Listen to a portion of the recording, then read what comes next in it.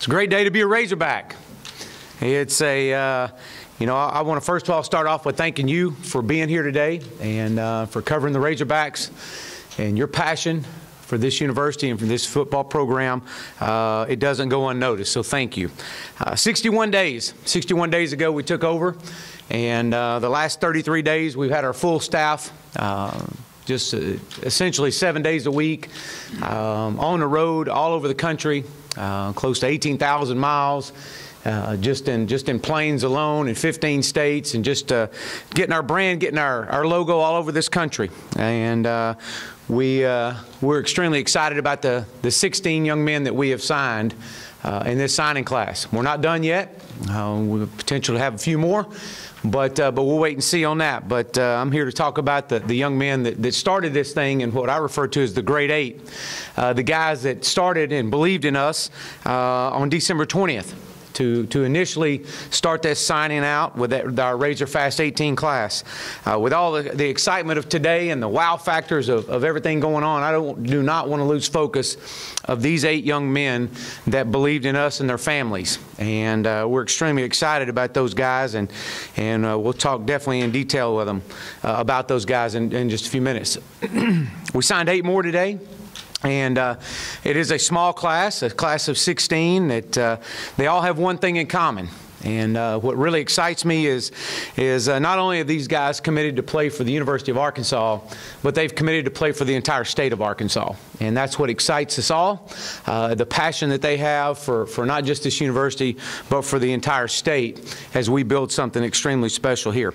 The 8 young men that we signed today address needs that we felt like in our defensive line. We signed Cortrey Alexander, which is a big D lineman, won a state championship over in Owasso. Rakeem Boyd, a running back, which we felt like in this league you've got to have depth at back. We've got 4 on the roster. He would count 5 on scholarship. We have and we'll talk a little bit more about making some changes throughout the course of getting into spring ball to make sure we got plenty of depth at running back as we enter spring. Joe Fouché, a defensive back out of New Orleans, McDonald 35.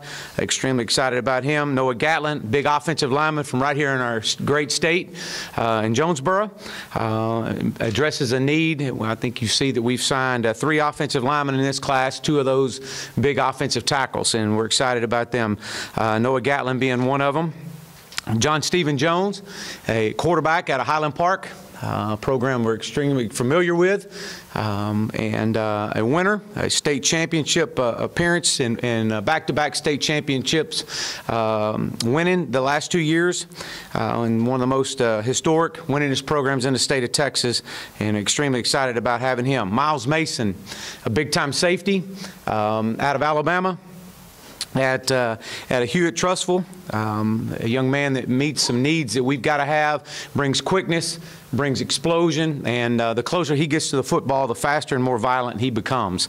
We're really excited about him. He was a young man that 61 days ago we targeted, and in his relationship with Coach Chavis really built in, and to be able to land that young man was very critical for us. Andrew Parker, a linebacker out of Sophie B. Wright there in New Orleans, a young man that came down literally to the wire, and finally got his signing papers in.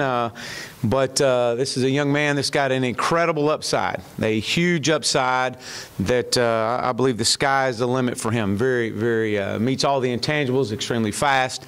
He's big, he's got the height, and obviously the explosion to go along with it. Extremely smart, great character, all these guys are. And our last one that we signed today was Ryan Winkle. Ryan, a big 6'6", 6'6 and a half offensive tackle from Christian Brothers over in Memphis. as we talked about earlier, about having where our footprint is, and putting the 10 coaches in the state of Arkansas, and including inside that our footprint being Memphis and the Tulsa area, and we were able to get into those areas and sign some kids. We're extremely excited about these 8 young men that we've signed, and I couldn't tell you how proud I am of this class, how proud I am of these young men that are working here in the program, and we knew it was a small class, but and so we had to really go after and be selective in who we chose. We still have a couple positions out there that possibly could land in our program over the next couple days, but we'll wait and see on that. But with that, I'll open up for questions. Hey, Coach. How important was it for you to focus on the defensive side of the ball with this class, and also just kind of overarching principles of how you got this class together? Yeah, you know, I thought that, especially after getting our defensive staff together and going through the depth that what we had, on January 4th, we all reported back and really kind of dove into that and kind of looking at the personnel that we had. And then going from a 3-down back to a 4-down front, you know, we've got to have a great need for that true rush in coming off the edge. So you'll see some guys on our roster right now that'll have to change positions and maybe move down to become that rush in to get us what we want. We feel like that we've addressed some of the needs. We're always looking for more. And one of the things I would say too, speaking again defensively, is in particular in this league, you've got to have depth. And you know, we're able to sign, I believe, 4 right now, and hope to get a couple more. To have the depth in that D-line that we've got, we need to be successful to build that defense back up. And talking with Coach Chavis and our defensive staff, we need to talk about you know, the speed at linebacker, and obviously we signed Bumper earlier, and to be able to get Andrew was big for us. And then obviously in secondary, you know, we had Ladarius Bishop already signed, but to be able to sign Joe. And Joe's been a safety, but he's very dynamic. I mean, he's a guy that could play that nickel Sam position for us to come off the edge, be a great pass rusher. He could also, he has the tremendous track speed to be able to move out and play some corner if we need to. So he's just a great versatile player for us that, man, when you got him on campus, you just, I mean, you couldn't help but just to say, man, this guy has something to him, and as they all do. But it was a big defensive class emphasis. I think we signed 9 on defense and 7 on offense. So. Chad, given your connection to Highland Park, what kind of relationship did you have with the Jones family, and do you think that helped at all in getting John Stephen to commit? Well, I think obviously the relationship there with our connections to Highland Park, my connection to Coach Allen, and obviously to the Jones family, but I also think that, you know, this university has done a tremendous job of selling to not just you know, not just to John Stephen, but to our entire class. I mean, one of the things that it resonated with all our players that came up here, even some of those that was you know, we didn't land. Man, it really tugged on them because of the beauty, because of the potential, because of the commitment. And I think that it was a great connection in all avenues. But one of the things that really intrigued me about John Stephen was, I think the guy's a winner. And I mean, man, when you play in that league and at that level, and you put the numbers up that you've put up, and you've been able to not just compete, but to win back-to-back state championships, I mean, that says enough, and that's what we want to surround ourselves with. We want to surround our program with is with winners, and winners both on the field and off the field. Coach, I was wondering if you could talk a little bit. You talked about Fouché a little bit, but just the combination of the 2 safeties that you brought in with him and Miles Mason. And also I was wondering about if you could talk a little more about how the recruitment of Rakeem Boyd started up. Yeah, you know, let's talk about Miles. And I know you've seen his highlight film. I mean, wow, that guy, he'll leave a mark when he gets there. And and you have him and you have Joe combined with the players that we have on our roster. I do anticipate both of these young men being able to come in here and make an immediate contribution for what we want to do defensively and the pressure that we want to bring.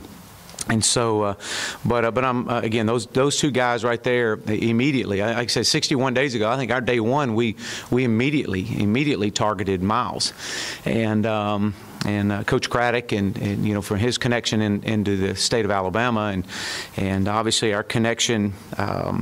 In that state and the ties that are there at his school with Arkansas, and I thought there were some huge needs there for it.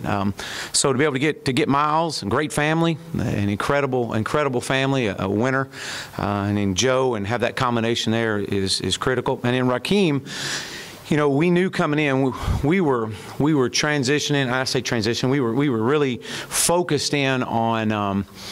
We needed to get another back to play the number of snaps that you're going to play in this offense and in this league, and the ability that our running backs have to be a part of in pass protection. You can't just go into the season with 2 or 3 backs.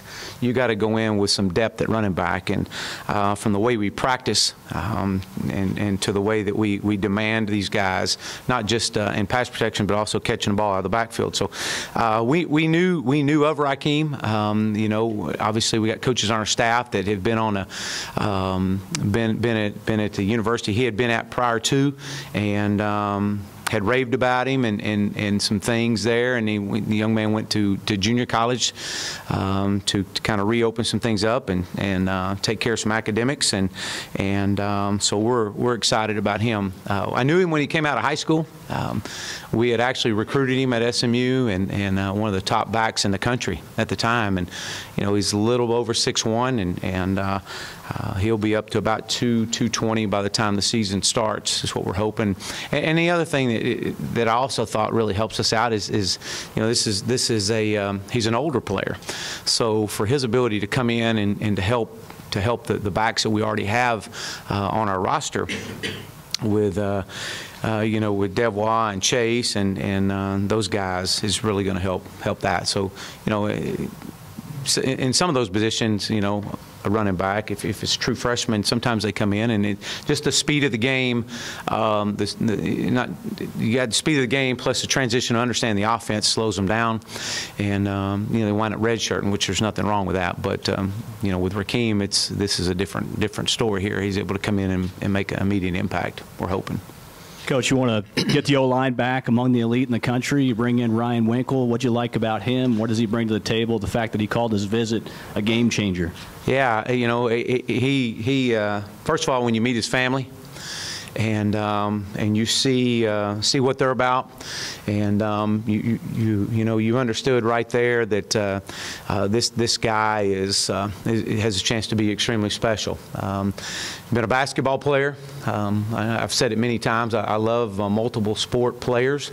I think that's valuable. It tells me a few things. It tells me you can take different styles of coaching, and your athleticism. And when you look at him and you see his body size and the potential to put on more weight, strength, and his ability to move really sets him apart. So, you know, and plus, you know, the one thing you can't coach a guy that's 6'6", 6'7". You can't coach that.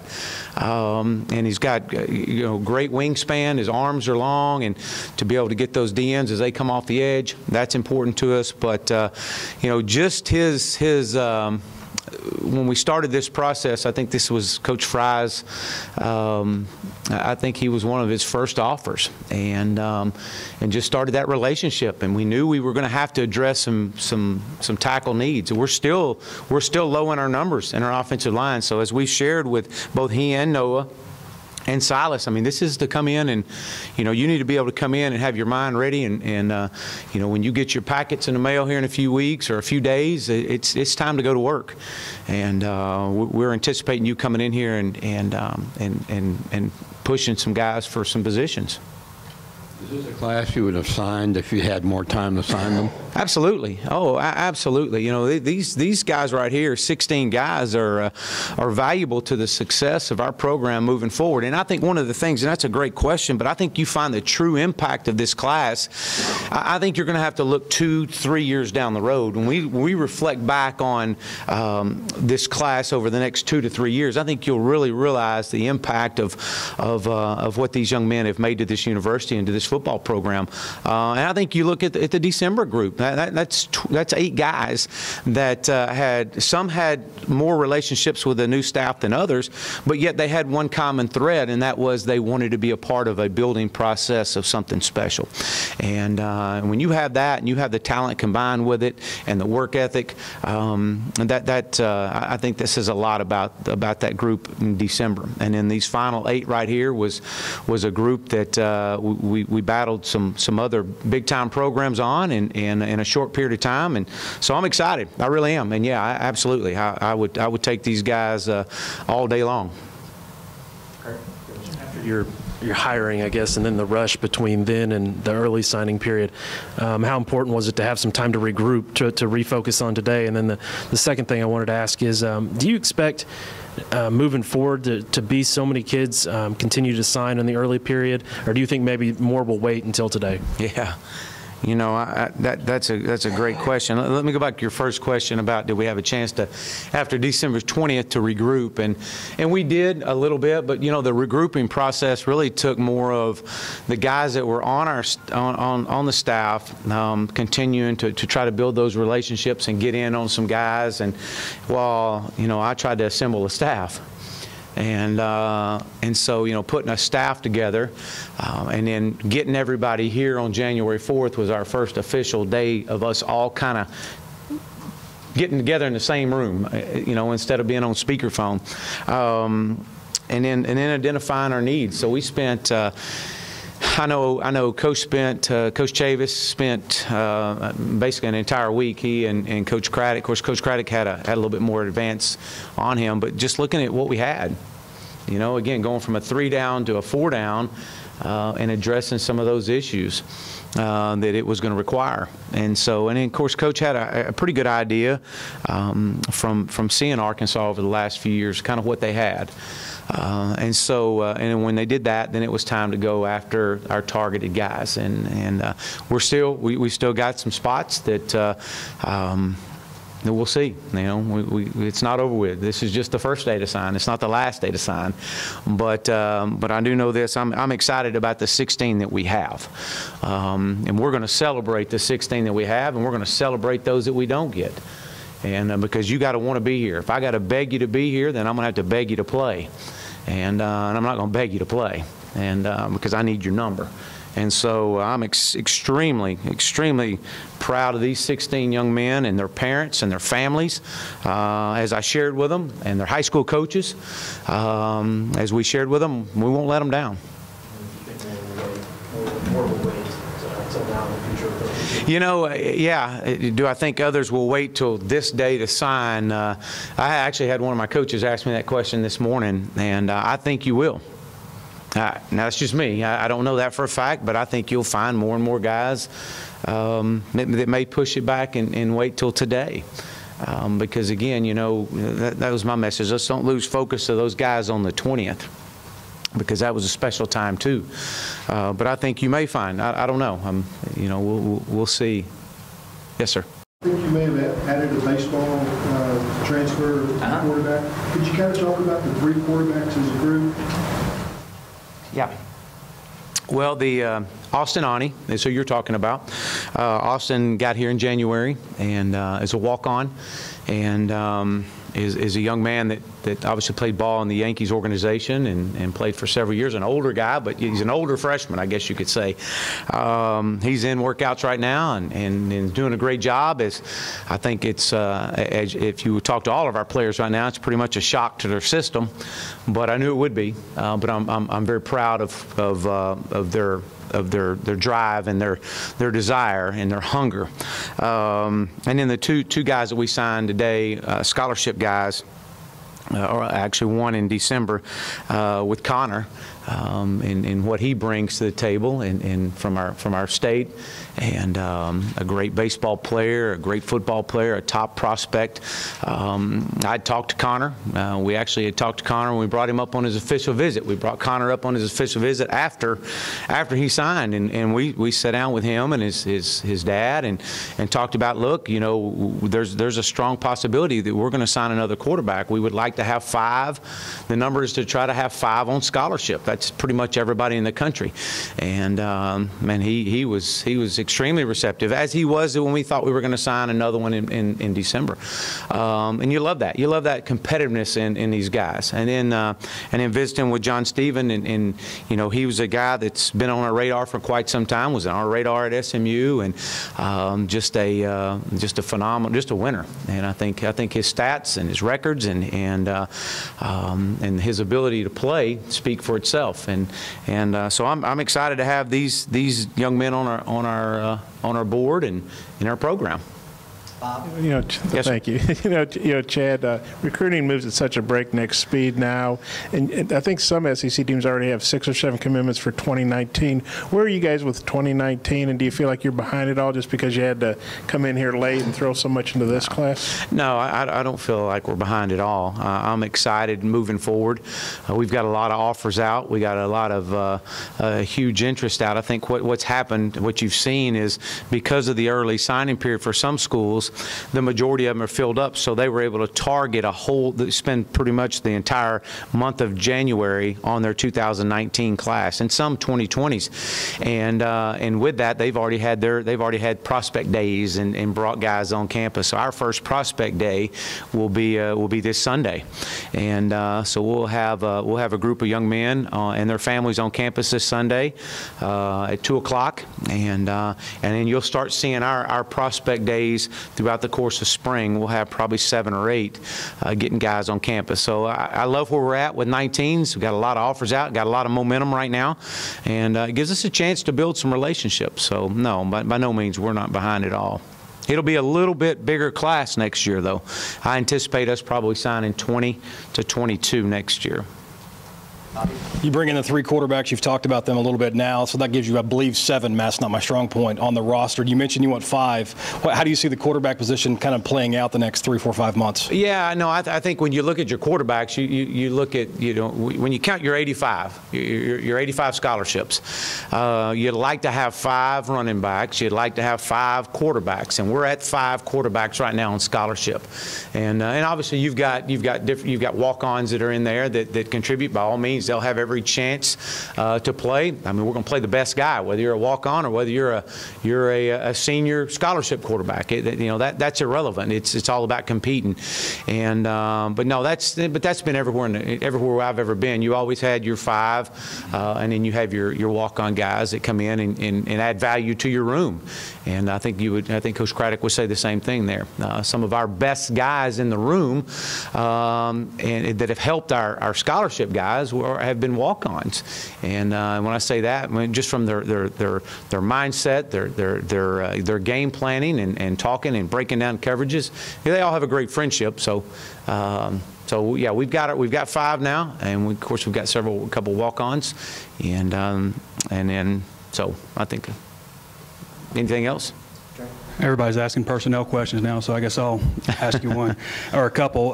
First, I was wondering if there was a role for fullback in this offense. I know you have a couple on the roster, and we know Malik Barkley has also moved to running back. I was wondering if there's any other position moves that you might be able to fill us in on. There will be. But none I really want to discuss at this point because we haven't quite got into that yet. But there will be for what we feel like is what's best for the team. And but Malik, we did move Malik. Young man played at Lake Travis, very familiar with his program, and was at wide receiver last year. There were 13 guys, I believe there's 13 on was 13 on scholarship. Your target number, my target number there has always been 10 to 11, so they're a little over there. And so being able to move Malik over to running back during the spring, give him an ability. We know he's been playing wide receiver. Let's see what he can do if we put him at running back. That gives us 5 on the roster at running back. Rakeem will not be in here until June, and just to give us the depth that we need, that, for us to be able to go through the physicality of what we're going to demand during spring practice. So. Yeah, fullback. Yeah, there's always a need for a fullback in this offense. Obviously, we're very multiple in what we do. We will huddle on occasion, and we're just changing the tempo of the game. But yeah, we do. Now, do we run with a true fullback at all times? No, we don't. We run with a true tight end at all times that has the ability to step on and off the line of scrimmage and motion and carry verticals and out routes and choice routes. And so that's when you know you're playing fast, when you have that guy. But so yeah, we do. And I know there's a couple on here. But again, one thing you can't measure just a football player. Now we want football players. I mean, these guys will have a role in this team. Don't get me wrong. Whatever that role may be, it may be special teams, whatever it may be. But we want their contributions. Coach, you're not short of energy. We know that. In 61 days, do you feel like you talked about the high school coaches whenever you got the job a couple weeks ago. You feel like your impact's being felt throughout in these last 60 days? You know what I do? I obviously, when you're trying to sign a 2018 class, you put your coaches, and everybody's on their own. You're on a mission. You come in, it's the central headquarters, and you send them out, and you regroup, and you send them back out again. You're always on the phone, and as a head coach, one of the things that I wanted to do more of, but was unable to do that, was to spend more time, truly in our state. I wanted to be around the state of Arkansas more, but was because of, you're going and you're trying to home visit kids here in Texas or Oklahoma or Missouri or Florida, wherever it may be, you're spread thin. So what we did was we made sure our staff was scattered throughout the state of Arkansas very, very much just religiously through the course of each week. I know that we've done a really good job of that. But me as a head coach, a year from now, if we're able to sign a larger class in December, then it'll allow me to focus what we talked about earlier, focus a little bit more on the next year signing class, and to be able to slow down and kind of get out and develop a relationship. So I'm excited about going down to Hot Springs here in a couple of days. We got a big high school clinic down there that'll allow us to kind of breathe deep, sit down, and really let me as a head coach sit down and visit and talk to our coaches across the state. Now, I have been in the state, but I just haven't been as much as I really want to be. But that was clearly by design, and that was strategically because of the 2018 class. How tough was it to deal with just 16 to 18 scholarships, and then you mentioned 20 to 22 to really get what you want to get established, and how long may that take with the limitations you have with the number of scholarships you have? Yeah, I see it. Some people see it, wow, that's a negative. You don't have the amount of numbers. I see it as a positive. I see it as a positive that, look, we can be selective. We can be very choosy in who we want to take, and if we don't want to take anybody, we don't have to sign anybody. I just feel like that it's a whole lot easier to come in. You have an idea what your personnel is, but you don't have a complete understanding of it just yet. And to be able to come in and just guess and sign a big class, I wasn't about that anyways. And had we had 22, 25 numbers, I still may not have signed that many for that exact reason. So, I'm excited about the fact that we just got our 16 guys, or we may wind up getting to 17. I think looking back in 2 years, you'll look back and go, okay, wow, those guys made a huge impact in this program, and not looking back and go, wow, we reached on some guys that didn't stay, or they don't have the impact that if we had a little bit more thorough background of our personnel here, that where would we have been then. So I'm excited about the 16 guys. Last one, right here, Gene. Coach, I know a lot of people publicly worry about who other people are offering and then what they're rated. How much does that go into your recruiting philosophy? Zero. Absolutely none. I don't care what other people think of other programs. I care about our program, and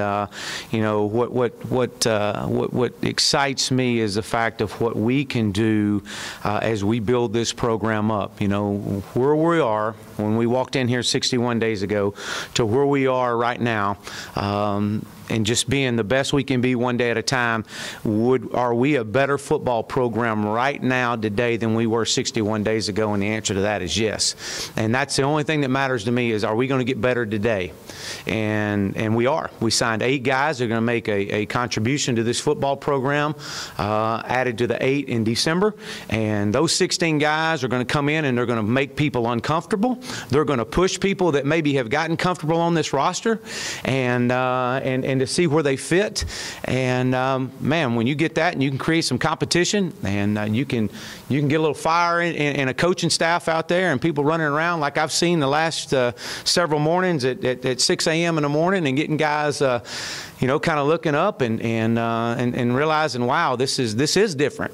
This is really different. And to see the energy level of our players right now and what they're going through, it excites me, and that's all all we can ask is just be the best we can be today. But as far as this guy's got this many stars and this team has that many stars, look, that's I could talk all afternoon on that, but it's all about, I want football players. I want when you peel it back and they're excited to be about the Razorbacks and about the state of Arkansas. That's what excites me. And again, if I've got to beg you to come here, then I'm going to have to beg you to play, and nobody's going to last then. So, anybody else? All right. Thank you.